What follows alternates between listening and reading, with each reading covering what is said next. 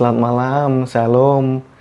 Eh, Akhirnya kita berkumpul, bisa bertemu lagi di ibadah PPK Kamis 2 April 2020.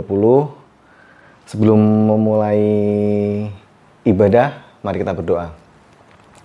Tuhan Allah Bapa kami yang berada dalam kerajaan surga, terima kasih Bapa, Engkau telah memimpin, menyertai kami, sehingga kami dapat beribadah secara online pada hari ini ya Bapa. Kiranya apa yang akan kami pelajari, apa yang akan kami terima, bisa berguna bagi kehidupan kami, bisa menjadi rema dan menjadi pedoman bagi hidup kami. Dalam nama Tuhan kami Yesus Kristus, kami akan memulai ibadah ini. Amin. Shalom Bapak-bapak semua. Pada malam hari ini kita akan membaca Alkitab di Lukas 5 ayat 1 sampai 11. Di judul perikop ini adalah, mungkin Bapak-bapak sudah tahu, judul di Lukas 5 ayat 1 sampai ayat 11 ini berkisah tentang Simon Petrus di saat mau menjadi murid Tuhan Yesus.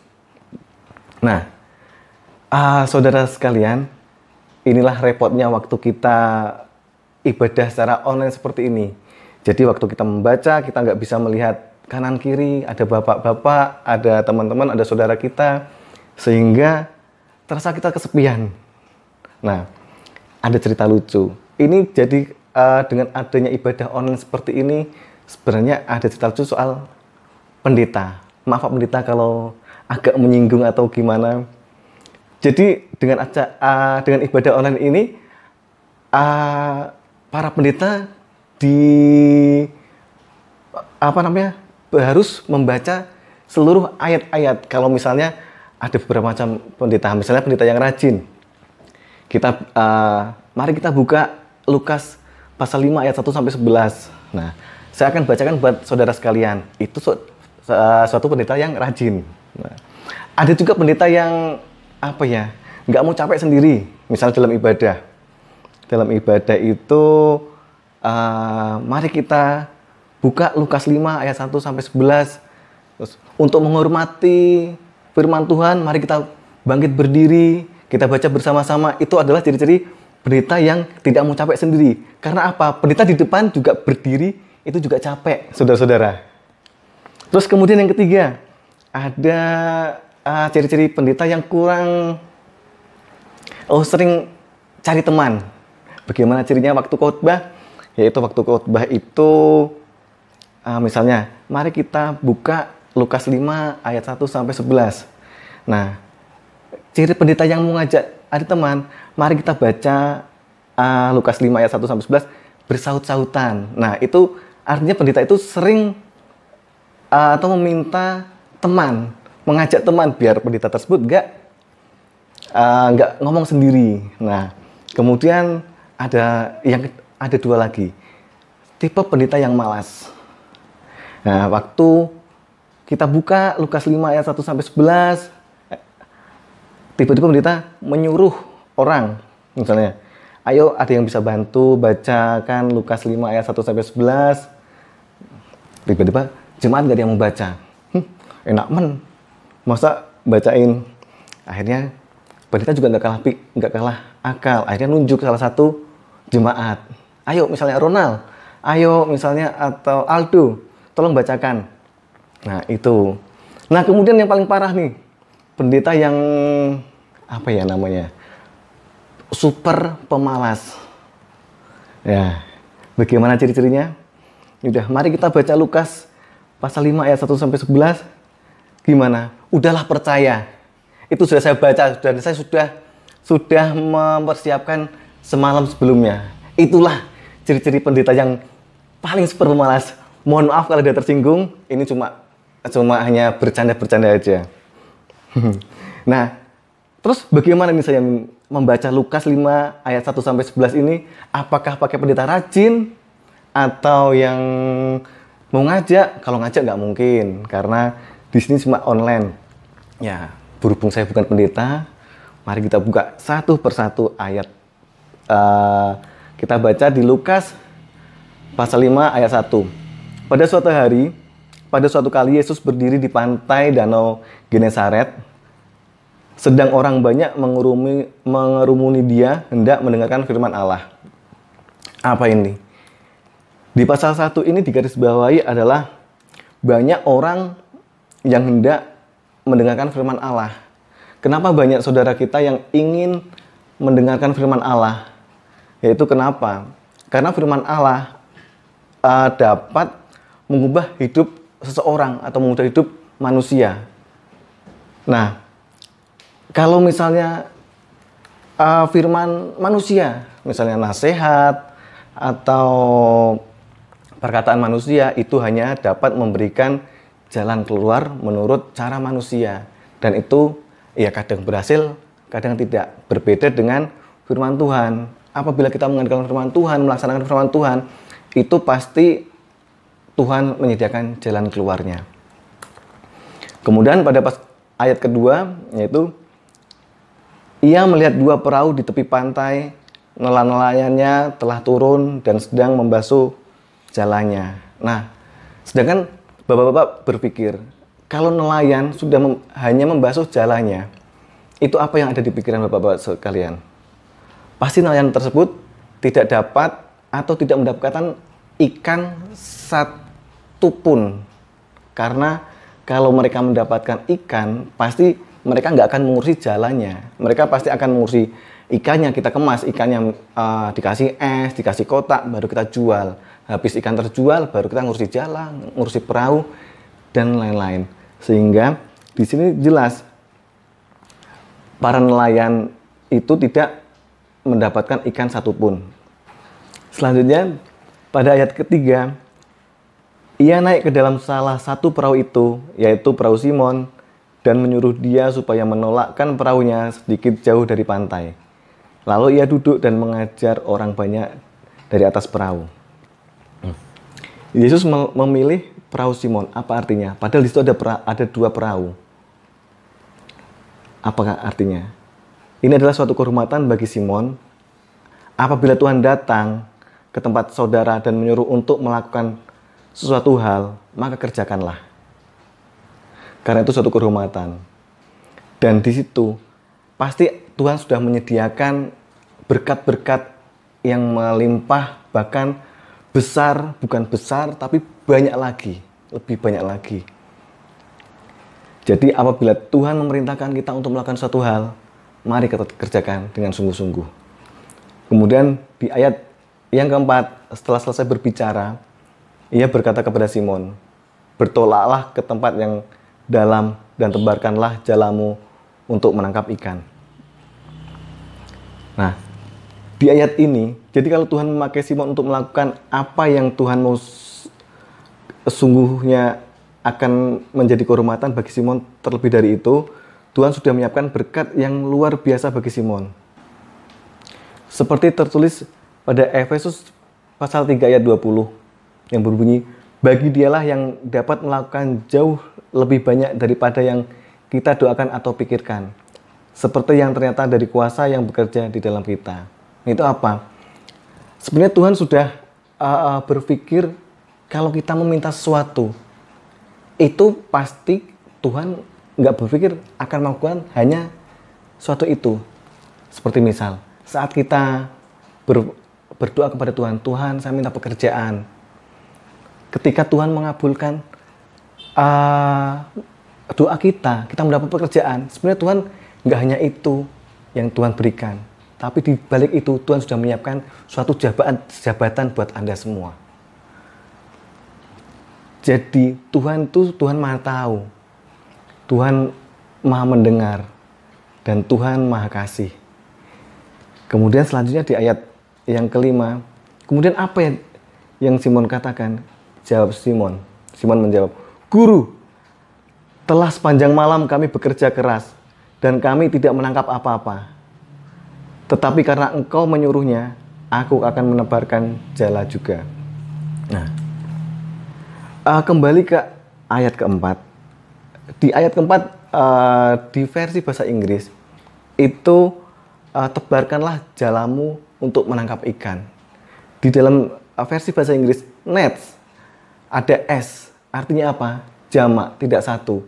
Tapi apa yang dilakukan Simon di ayat kelima? Dalam arti bahasa Inggris hanya net, satu jala yang ditebarkan Simon. Padahal Tuhan apa? Tuhan menyuruh Simon untuk menebarkan jala-jalanya. Bukan hanya satu, tapi jala yang dimiliki Simon pada perahu itu ada berapa? Suruh Tuhan menyebarkan semua. Tapi yang Simon lakukan hanya satu. Karena apa? Simon sudah tidak terlalu berharap. Karena sepanjang malam Simon sudah menebarkan jala, tapi satu ikan pun tidak tertangkap. Makanya Simon sudah tidak berharap banyak apa yang dikatakan Yesus.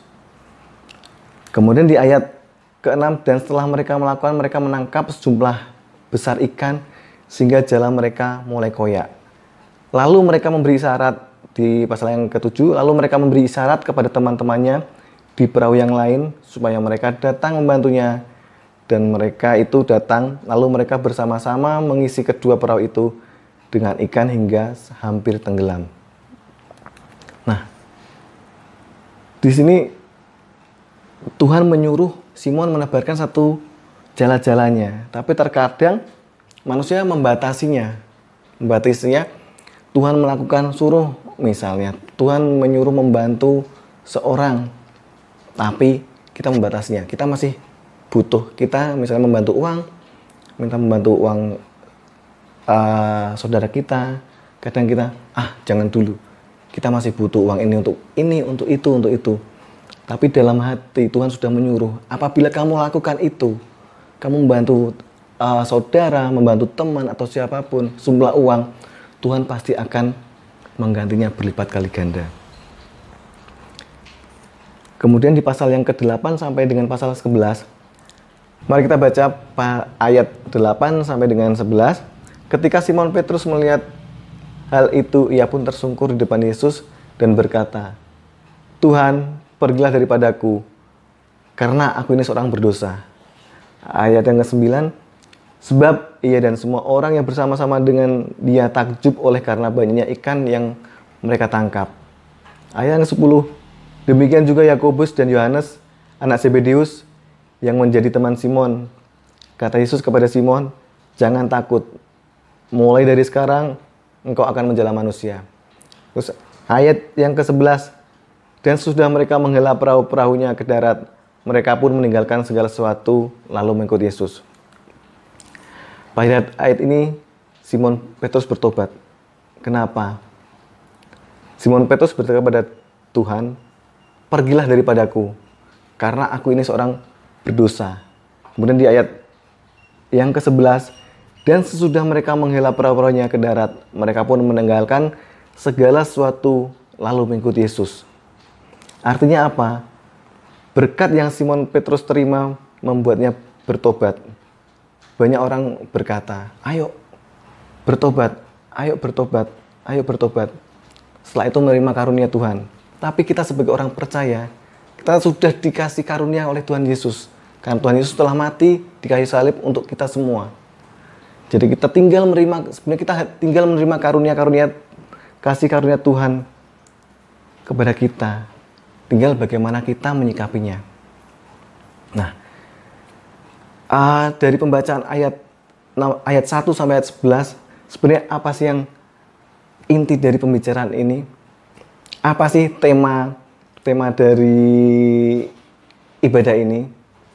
Mungkin di sini saya akan memberi judul Tuhan yang praktis.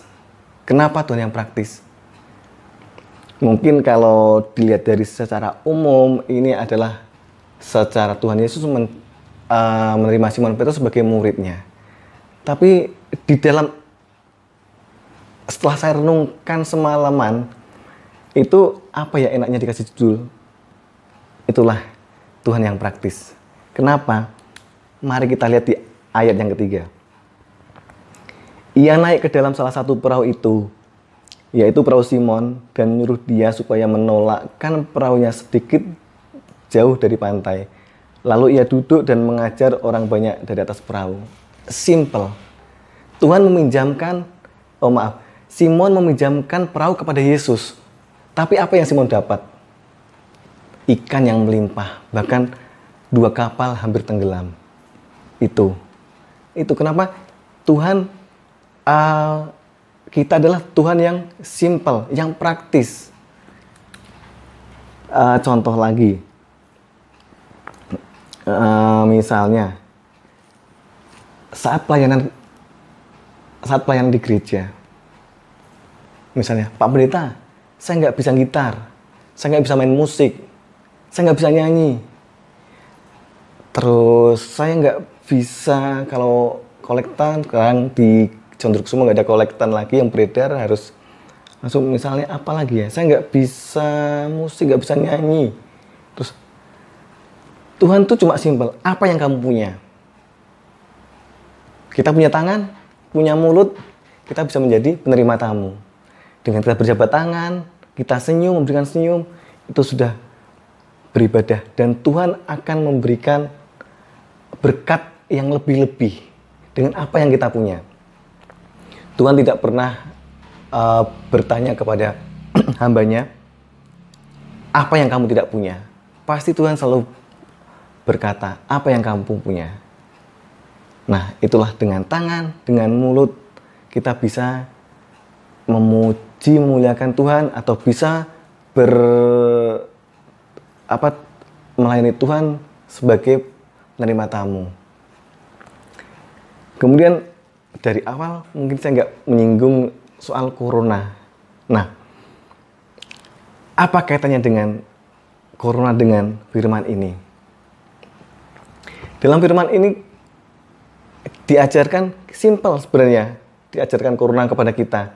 Tuhan adalah simpel, kita apa yang Tuhan inginkan, karena Tuhan mengizinkan virus corona berterbangan di seluruh dunia, bahkan mungkin lebih paling viral selama saya hidup, nggak ada satu penyakit yang seheboh ini. Karena apa? Tuhan mengizinkan, dan Tuhan ingin umatnya berdoa, meminta mendekatkan diri kepada Tuhan dengan cukup lipat tangan, pejam mata, dan mengucap syukur kepada Tuhan setelah apa yang diterima. Bahkan virus corona itu bukan hanya suatu bencana, itu bisa menjadi berkat bagi kita. Misalnya, selama ini dalam pekerjaan saya sama istri pulang dari kantor sampai rumah mungkin jam 6, berangkat pagi, ketemu anak-anak hanya 1, 2, 3 jam lah di hari Senin sampai dengan Jumat. Tapi dengan adanya virus ini, kita bukan diliburkan, tapi bekerja dari rumah, dan kita bisa memberikan waktu kepada anak-anak lebih banyak lagi, dan bisa belajar membuat tugas-tugasnya anak-anak, di samping kita bekerja di pekerjaannya kita kalau ada. Nah, ada plus minusnya. Bagaimana kita menyikapinya. Nah, kemudian kita lihat data di Cina, di Wuhan, yang asal muasal virus itu ada. Itu grafik sudah menunjukkan angka penurunan. Tapi di Indonesia, kita lihat grafik belum ada penurunan, masih meningkat terus. Nah, kenapa? Salah satu faktor yang menyebabkan di Cina itu grafik menurun adalah di pemberitaan. Di Cina nggak ada pemberitaan soal orang meninggal, bukan nggak ada, cuma sedikit dibatasi. Pemberitaan yaitu adalah kesembuhan, nggak ada pemberitaan tentang kematian tentang virus corona, orang meninggal karena virus corona, jarang sekali di Cina dihadapi. Di Cina yang ada, yang di-share di sosial media, grup WA atau apapun itu, pasti soal jumlah orang yang sembuh dari virus corona. Coba bandingkan di Indonesia.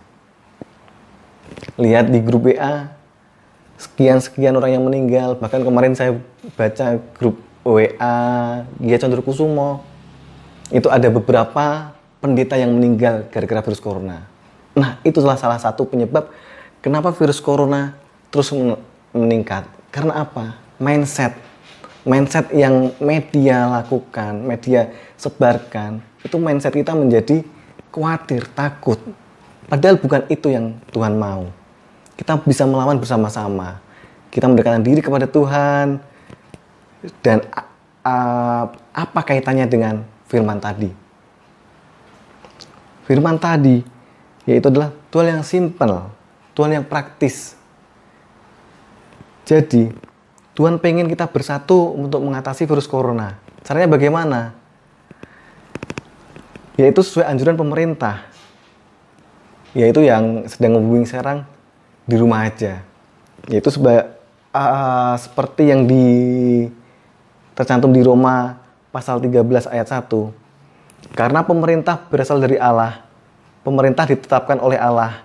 Jika ada yang melawan kebijakan pemerintah, maka sama saja melawan Allah. Jadi praktis kan? Kalau kita melawan pemerintah, kita juga melawan Allah.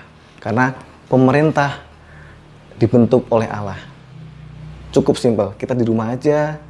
Mungkin ada plesetan. Kalau sebelum ada virus corona, anak muda di rumah, tidur-tiduran, itu pengangguran. Tapi sekarang orang pada di rumah. Jadi antara pengangguran yang bekerja di rumah nggak ada bedanya. Jadi kita tidur di rumah pun itu sudah merupakan bela negara. Karena apa? Yaitu tidak ikut menyebarkan virus corona. Itu di rumah aja. Jadi yang terakhir soal firman tadi, dengan apa yang kita punya, asalkan kita serahkan ke dalam Tuhan, pasti Tuhan akan memberkatinya. Amin. Untuk mengakhiri ibadah ini, mari kita tutup dengan doa dan doa syafaat. Tuhan Allah Bapa kami yang berada dalam kerajaan surga, terima kasih Tuhan, Engkau telah memimpin menyertai kami dalam belajar firman-Mu dari Lukas 5 ayat 1 sampai 11. Yaitu Engkau Tuhan yang praktis, Engkau Tuhan yang simpel. Engkau nggak akan menginginkan apa-apa dari kita. Engkau hanya menginginkan kita bekerja untuk Engkau, selebihnya Engkau yang bekerja untuk kami. Tuhan, terima kasih atas firman-Mu yang Engkau berikan kepada kami pada malam hari ini ya Bapa. Kiranya bisa menjadi pedoman hidup kami, menjadi pegangan hidup kami, sehingga kami hidup lebih baik daripada yang lalu ya Bapa. Bapa, kami berdoa untuk saudara kami yang mungkin saat ini sedang sakit. Kiranya Engkau sembuhkan melalui obat-obatan yang Engkau berikan melalui dokter atau melalui dari apotik, dari warung atau apapun ya Bapa. Kiranya Engkau sembuhkan. Bagi saudara kami yang merawatnya, Engkau beri kesabaran, Engkau berikan kekuatan sehingga tidak ikut jatuh sakit ya Bapa. Bapa, kami berdoa untuk virus corona yang saat ini sedang nge-booming di Indonesia bahkan di dunia ini ya Bapa. Kami bersatu ya Bapa, kita melawan virus corona ya Bapa. Sehingga apa yang Kau izinkan virus corona ini ya Bapa segera hilang dari muka bumi ini ya Bapa. Dan kami bisa hidup kembali ke seperti semula ya Bapa. Bapa di surga, kami berdoa bangsa negara ya Bapa, dari pemerintahan pusat, daerah, mungkin sampai di RT ya Bapa. Kiranya Engkau berkati, Engkau lindungi ya Bapa, terutama pemerintah dalam waktu menangani virus corona ya Bapa. Engkau berikan ketegasan, Engkau berikan kecepatan sehingga virus corona ini tidak lagi menyebar luas lagi ya Bapa. Dan kami berdoa untuk masyarakat luas ya Bapa, dengan adanya anjuran pemerintah, yaitu anjuran pemerintah adalah anjuran dari Engkau juga ya Bapa. Masyarakat lebih tertib, tetap di rumah, nggak pergi-pergi kemana. Sehingga virus corona ini cepat tertangani ya Bapa. Terima kasih Bapa, doa permohonan ini kami naikkan di dalam nama Tuhan kami Yesus Kristus, Juru Selamat kami hidup. Amin.